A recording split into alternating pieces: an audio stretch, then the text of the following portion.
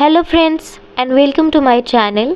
मैं हूं अमृता और आज हम बात करने वाले हैं रिवॉल्ट ऑफ 1857 की, यानी कि सन 1857 की क्रांति।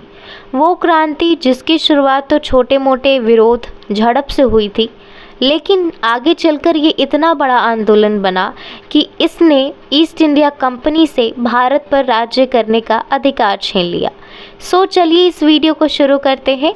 और वीडियो को शुरू करने से पहले एक रिक्वेस्ट कि प्लीज़ हमारे चैनल को सब्सक्राइब करें और ये वीडियो अपने फ्रेंड्स के साथ ज़रूर शेयर करें।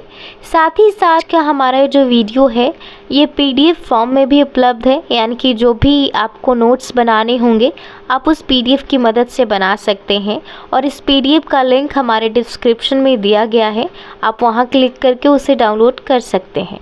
Revolt of 1857 is also known as Sepoy Mutiny, First War of Independence and Indian Rebellion, यानी कि जो सन 1857 की क्रांति है इसे सिपाही विद्रोह या सैनिक विद्रोह या आज़ादी की पहली लड़ाई या भारतीय विद्रोह जैसे नामों से भी जाना जाता है। और एक इम्पॉर्टेंट बात, इस आंदोलन को सैनिक विद्रोह या सिपाही विद्रोह की संज्ञा देने वाले थे ब्रिटिश इतिहासकार, यानी कि जितने भी ब्रिटिश हिस्टोरियंस थे उनका मानना था कि ये सिर्फ एक सैनिक विद्रोह है, सिर्फ जो भारतीय सैनिक हैं वो इसका विरोध कर रहे हैं, ईस्ट इंडिया कंपनी का विरोध कर रहे हैं। इसमें जो भारत के अलग अलग प्रांत के राजा हैं या फिर भारत के जो आम लोग हैं, किसान हैं, उनका इस आंदोलन से कोई लेना देना नहीं है। हालांकि ये बात रियलिटी से जस्ट उल्टा थी। हम आगे देखेंगे कि कैसे अलग अलग राजाओं ने इस आंदोलन में भाग लिया और साथ ही साथ जो भारत में अलग अलग तबके के लोग थे, चाहे वो किसान हो, छोटे मोटे व्यापारी हो या फिर ज़मींदार हो, उन सब ने इसमें अपना योगदान दिया। अब हम बात करते हैं कि आखिर इस आंदोलन की शुरुआत, इस क्रांति की शुरुआत क्यों हुई थी, यानी कि causes of revolt, the economic cause, यानी कि हमारी आर्थिक वजह क्या थी इस आंदोलन के पीछे की। So east India company destroyed the Indian trade and imposed heavy taxes on Indians, यानी कि ईस्ट इंडिया कंपनी ने जो भारतीय व्यापार था उसे पूरी तरीके से बर्बाद कर दिया था और साथ ही साथ हम भारतीयों पर अलग अलग तरह के कर लगा दिए थे। किसानों पर अलग तरह के कर, जो छोटे मोटे व्यापारी थे उन पे अलग अलग तरह के कर। तो उन्होंने जो भारत की आर्थिक स्थिति थी वो पूरी तरीके से ख़राब कर दी थी। साथ ही साथ जो लेबर थे, मजदूर थे, उनका भी बहुत शोषण किया, उनका बहुत एक्सप्लॉयटेशन किया, उनसे ज़्यादा घंटे तक काम कराया और उनकी मजदूरी बहुत कम कर दी, जिसकी वजह से उनकी भी जो आर्थिक स्थिति थी वो बहुत ज़्यादा ख़राब हो गई। यानी कि सबसे पहले उन्होंने व्यापार को ख़त्म कर दिया, यहाँ के लोगों पर अलग अलग टैक्स लगा दिए, जिसकी वजह से यहाँ पर अगर कोई भी चीज़ बनती, जैसे एग्जांपल ले लेते हैं कि अगर यहाँ पे कोई खादी का कुर्ता बन रहा है तो उस व्यापारी को इतना टैक्स देना पड़ता था कि वो उसका जो कुर्ता है वो अपने आप महंगा हो जाता था। और इसी दौरान जो ईस्ट इंडिया कंपनी होती थी वो ब्रिटेन से सस्ती चीज़ें मंगा लेती थी, जिसकी वजह से लोग जो यहाँ के गरीब पहले से थे वो सस्ती चीज़ें ही खरीदते, चाहे वो ब्रिटेन से आई हुई कोई चीज़ ही क्यों ना हो। दूसरा रीज़न था पॉलिटिकल रीज़न, यानी कि इस आंदोलन के होने के पीछे का राजनीतिक कारण। So British introduce many political policies such as doctrine of lapse, subsidiary alliance ETC in India. East India Company ने, अंग्रेज़ों ने अलग अलग तरह की राजनीतिक नीतियाँ, अलग अलग तरह की पॉलिसीज़ लाई भारत में, ताकि वो भारत में अपने ब्रिटिश साम्राज्य को बढ़ा सकें। वो चाहते थे कि जितने भी स्वतंत्र प्रांत हैं, राज्य हैं, वो उन्हें इन नीतियों की मदद से, इन नीतियों का उपयोग करके उन्हें अपने आप में मिला ले। जिनमें से काफ़ी फेमस नीति थी डॉक्ट्राइन ऑफ लैप्स, जिसे हिंदी में हम हड़प नीति या फिर व्यपगत का सिद्धांत भी कहते हैं। सो इस नीति को लाने वाले थे लॉर्ड डलहौजी। और इस पॉलिसी के अंतर्गत ये कहा जाता था कि अगर किसी भी राज्य के राजा की कोई अपनी औलाद नहीं है तो उनका जो राज्य होगा वो अपने आप ब्रिटिशों के कंट्रोल में चला जाएगा, ठीक है। और साथ ही साथ ये भी कहा गया कि अगर राजा किसी बच्चे को अडॉप्ट करता है, गोद लेता है और तब उसे वो अपना उत्तराधिकारी बना देता है, जैसे पुराने ज़माने में होता आया रहा था भारत में, तो वो ब्रिटिश जो सरकार होगी वो उस बच्चे को उनका लीगल उत्तराधिकारी नहीं मानेगी, ठीक है।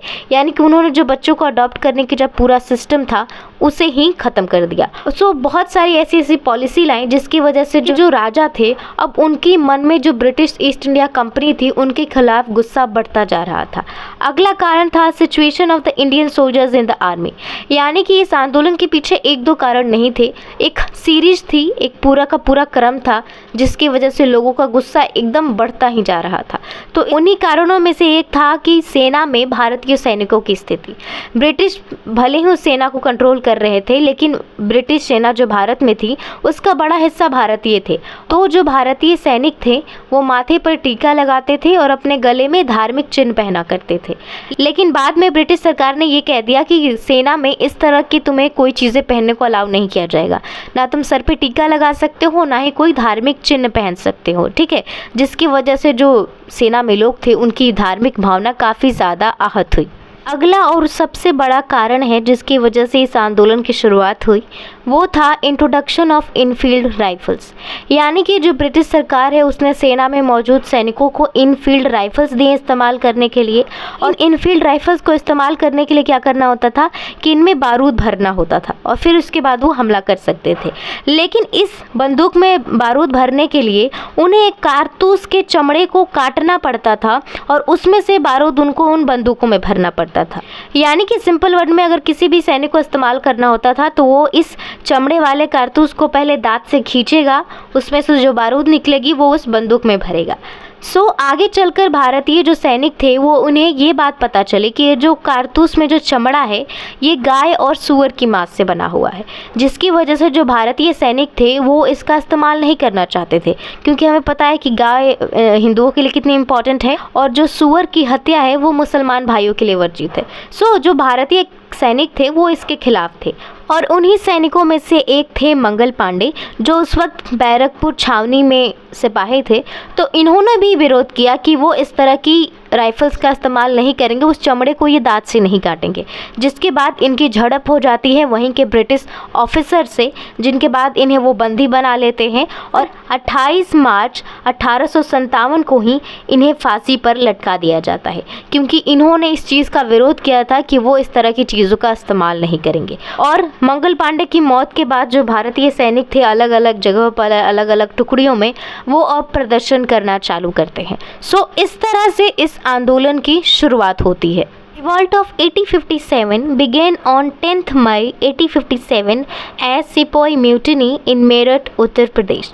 यानी कि जैसे ही मंगल पांडे की मौत की खबर सारे भारतीय सैनिकों तक पहुंचती है उनका गुस्सा सामने आ जाता है और इसी तरह जो सन 1857 की क्रांति है इसकी ऑफिशियली शुरुआत 10 मई 1857 को उत्तर प्रदेश के मेरठ से हो जाती है। क्योंकि मंगल पांडे की मौत के बाद अलग अलग सैनिक अपना विद्रोह कर रहे थे सरकार के खिलाफ, तो उन्होंने बहुत सारे भारतीय सैनिक को मेरठ की जेल में कैद कर दिया था।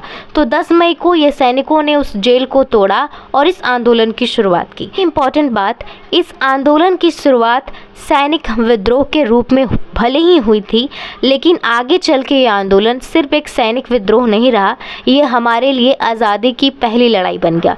Along with important leaders Rani Laxmibai, Veer Kunwar Singh, Bahadur Shah Zafar, peasants, zamindars also participated in the revolt.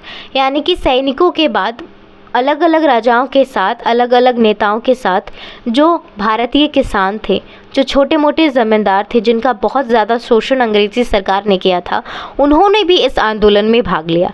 अब बात करेंगे कि कैसे अलग अलग प्रांतों में अलग अलग राजाओं ने, अलग अलग लोगों ने इस आंदोलन में भाग लिया। सबसे पहले थी झांसी, और झांसी में इस आंदोलन का नेतृत्व कर रही थी रानी लक्ष्मीबाई। दूसरा था बिहार, और बिहार में इस आंदोलन में साथ दे रहे थे वीर कुंवर सिंह। दिल्ली में बहादुर शाह जफर, और बहादुर शाह जफर इस पूरे आंदोलन के हेड यानी कि मुखिया माने जाते हैं, और ये मुगल वंश के आखिरी शासक भी थे। साथ ही साथ इलाहाबाद में लियाकत अली, कानपुर में नाना साहेब और ग्वालियर में तात्या टोपे। ठीक है, बहुत सारे अलग अलग राजाओं ने इस आंदोलन में भाग लिया, लेकिन जो इम्पोर्टेंट लीडर्स हैं जिनसे अक्सर जुड़े सवाल पूछे जाते हैं उनका जिक्र मैंने यहाँ पर कर दिया है। Lord Canning arranged extra British army from outside of India to suppress the revolt. यानी कि 1857 की क्रांति के दौरान भारत के गवर्नर जनरल थे लॉर्ड कैनिंग। ठीक है, तो इन्होंने इस आंदोलन की टेंशन को देखते हुए कि कैसे ना सिर्फ सैनिक बल्कि अलग अलग लोग इस आंदोलन में भाग ले रहे हैं, उन्होंने भारत से बाहर भी ब्रिटिश सैनिकों को यहाँ बुलाया। ठीक है, ब्रिटेन से सैनिकों को बुलाया इन्होंने और इस आंदोलन को दबाने की पूरी कोशिश की। और यानी कि जो अंग्रेज़ी हुकूमत थी इस आंदोलन को दबाने में सफल हो जाती है और 10 मई 1857 को शुरू हुई ये क्रांति फाइनली 1 नवंबर 1857 को ख़त्म हो जाती है। यानी कि ये 1 साल और 6 महीने के करीब ये पूरा का पूरा आंदोलन चलता है। Around 8 lakhs Indians and 6,000 Britishers were killed in this revolt। 8 lakh भारतीयों की मौत हुई और जो ब्रिटिश इस आंदोलन में मारे गए वो सिर्फ 6,000 थे। इस आंकड़े से आप उम्मीद लगा सकते हैं, एक अंदाज़ा लगा सकते हैं कि कितनी बर्बरता भारतीयों के साथ अंग्रेज़ी हुकूमत ने की होगी। तो अब बात करते हैं कि इस आंदोलन का परिणाम क्या हुआ, यानी कि इतने बड़े आंदोलन से क्या इम्पैक्ट पड़ा सरकार पे, भारत पे क्या असर हुआ। जैसे मैंने कहा, जैसे ही ये आंदोलन ख़त्म हुआ, भले ही अंग्रेज़ी हुकूमत इस आंदोलन को दबाने में सक्सेसफुल रही हो, उन्होंने ये चीज़ पाई कि जो ईस्ट इंडिया कंपनी है वो सही से भारत को कंट्रोल, सही से भारत को चला नहीं पा रही है। इसलिए जो ब्रिटिश क्राउन था जिसकी परमिशन से ईस्ट इंडिया कंपनी भारत पे शासन कर रही थी, उसने ये पावर ईस्ट इंडिया कंपनी से छीन लिया। यानी कि ईस्ट इंडिया कंपनी के बदले अब क्राउन यहाँ पर, यानी कि जो ब्रिटिश ताज है उसका अब शासन हो गया 1858 से। दूसरा इम्पैक्ट था एंड ऑफ मुगल एम्पायर। इस आंदोलन के ख़त्म होते ही जो बहादुर शाह जफ़र, जो आखिरी मुगल शासक थे, उन्हें इस आंदोलन में शामिल होने की सज़ा के रूप में इन्हें रंगून भेज दिया जाता है। इस तरह मुगल एम्पायर ख़त्म हो जाता है। इन सब के अलावा जो गवर्नर जनरल का पद था भारत में, उसे वायसराय के नाम से कर दिया जाता है और लॉर्ड कैनिंग जो 1857 की क्रांति के दौरान भारत के गवर्नर जनरल थे, वो अब 1858 में इस नए अधिनियम के पारित होने के बाद जो क्राउन पारित करता है, अब वो भारत के पहले वायसराय बन जाते हैं। आज की इस वीडियो में इतना ही। वीडियो को पूरा देखने के लिए बहुत बहुत धन्यवाद और चैनल को सब्सक्राइब करना ना भूलें।